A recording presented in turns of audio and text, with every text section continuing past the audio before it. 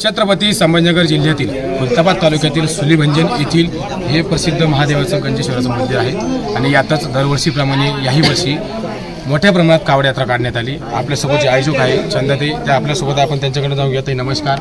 आपण दरवर्षीप्रमाणे याही वर्षी मोठ्या प्रमाणात कावड यात्रेचं नियोजन करण्यात आलं होतं आणि मोठ्या संख्येने भाई भक्त दर्शनासाठी दाखल झाले होते, काय सांगा? नमस्कार। मी या जागेबद्दल तुम्हाला सांगू इच्छिते। ही जी शिवलिंग आहे ही 1100 वर्षापूर्वीची शिवलिंग आहे आणि ही फार पुरातन असल्यामुळे इथले आजूबाजूचे अवशेष दाबण्यात आलेले आहे आणि शिवलिंगला कोणी पण इथे काही करू शकलेले नाहीये। पेपरमध्ये म्हैसूरमध्ये याचे रेकॉर्ड आहे, शिवतलाव म्हणून याचा रेकॉर्ड सापडलेला आहे।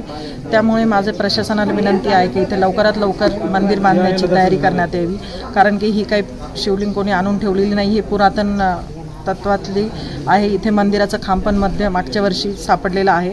तर माझं प्रशासनांना एक विनंती आहे की इथे दिवसांदिवस भाविक वाढत आहे। मागच्या वर्षी भरपूर जनसमुदाय इथे कावड यात्रा घेऊन आला होता आणि ह्या वर्षी कमीत कमी 4 ते 5 हजार पब्लिक इथे महिला पुरुष आणि पंचक्रोशीतील रत्नपूर तालुक्यातील सगळा ग्रामस्थ इथे सहभागी झाले होते। जास्त करून महिलांचा सहभाग इथे होता।